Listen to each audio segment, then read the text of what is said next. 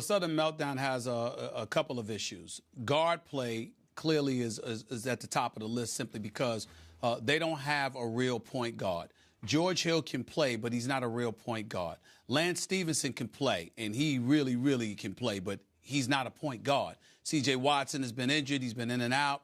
Evan Turner is not really a point guard, but he's somebody that you could put at that position. So if you don't have floor generalship, if you don't have floor leadership, you're going to suffer. Perfect example. Last night, it's a 2-point game in the first quarter. Roy Hibbert scores on 2 consecutive baskets, gets Tim Duncan in foul trouble. Popovich elects to leave Tim Duncan in the game.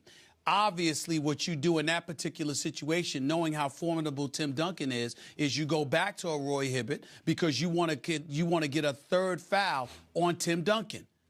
The Pacers ignored Roy Hibbert.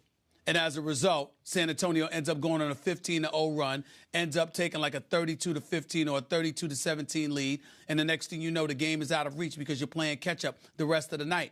That level of frustration just elevates things and exacerbates the situation exponentially because you're looking at stuff that is conventional, that's fundamental basketball 101, that's not being exercised. Now, if you talk to Frank Vogel or the players, like I did last week when I was in Miami, like I did the week before that when they were in New York City going up against the Knicks, actually when they were in Indiana playing Miami last week, the fact is they'll tell you they're simply not on the same page. Paul George, even though he's getting his focus back, according to everybody, there was a while there because of off-the-court incidences and things of that nature. He clearly was not himself. He was a bit rattled and distracted. He wasn't on his game, and the team hasn't been able to resurrect itself since that moment in time. So there's a lot to be concerned about because for 6 consecutive games as a team, they have shot less than 40%.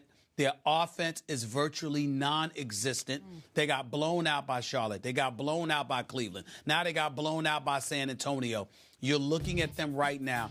This is not a team that is going to the NBA Finals, and maybe that's what they need to hear before they get their act together because clearly prosperity, meaning being a number 1 seed and being recognized as formidable, is not something that has worked for them. Stephen Naismith, who invented the game of basketball, in all your years of covering it, can you remember a downward spiral like this contending team is in right now? I don't. We're this late in the year, you just completely came apart. This is the team you used to rave about. Remember the first of the year? Remember the end of last year? This is the team that took Miami to 7 games in the Eastern Conference Finals. This is remember how big they're so tall, they're so big, they're so wide, that they got it all. This is a formidable threat to the Miami Heat, and I was right there with you until now. Have you ever seen anything like this? Oh, I have not, Skip, and I tell you why. I've seen teams that ultimately got into a funk and couldn't score sometimes. I've seen that.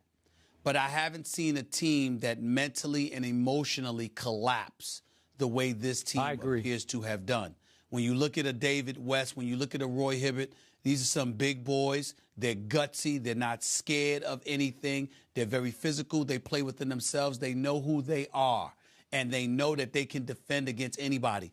They're looking at the rest of the team and saying, what is wrong with y'all? Because when you look at the efficiency of those 2 individuals, Skip, they're not touching the ball nearly as much as they should.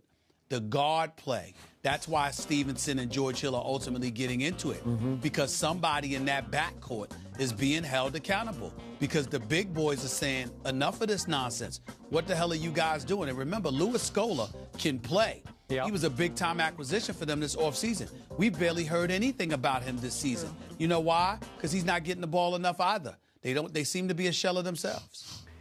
I've been telling you for 3 months, the biggest problem here is they just can't score.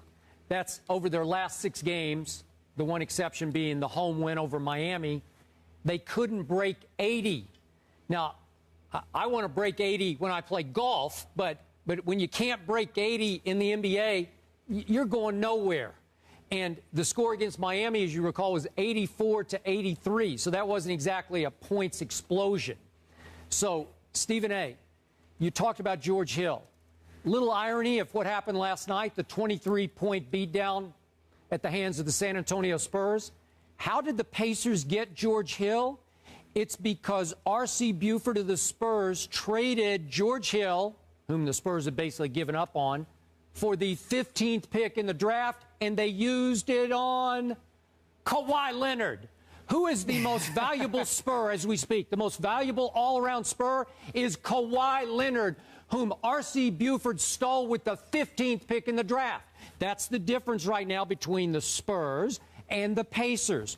George Hill is a fine young man. He tries his guts out every night. He'll give you all he's got, and it's not enough. He's not a point guard. We talked about this going into the year. They needed to go get a point guard, and they still don't have a point guard. And we talked about Paul George's off-court distractions. Whatever they were, whatever they are, Paul George, I kept saying, has to become from star to superstar if they're going to contend with the Heat. Not only is he not superstar, he's not even playing like a star right now. David West, the guy, what's your line about? He's got muscles in his, what is it? His ears, right? Yeah. Ears. Okay. Last night, his shooting slump is so pronounced that in the first quarter, he had an open little runner from about 5 feet, and I think he shot it 3 feet over the rim. I don't know what's happened to him. Listen to Quinn Buckner last night do the commentary for the Pacers Network. They're just throwing up their hands saying, what happened to David West? Yeah. Roy Hibbert seems to take his game up to an A level only against the really good teams. And against the Clevelands or the Charlottes, he just disappears. That's not good enough. Lance Stevenson, I think Hibbert was talking when he talked about selfish teammates. I think he was talking about Lance. I could be wrong about that, but Lance tends to go solo when he's spectacular, and it doesn't fit into the five-man hold, into the unity. So nothing is clicking. It's a bunch of mismatched pieces, and everybody's in a slump, and I personally have never seen anything quite like this.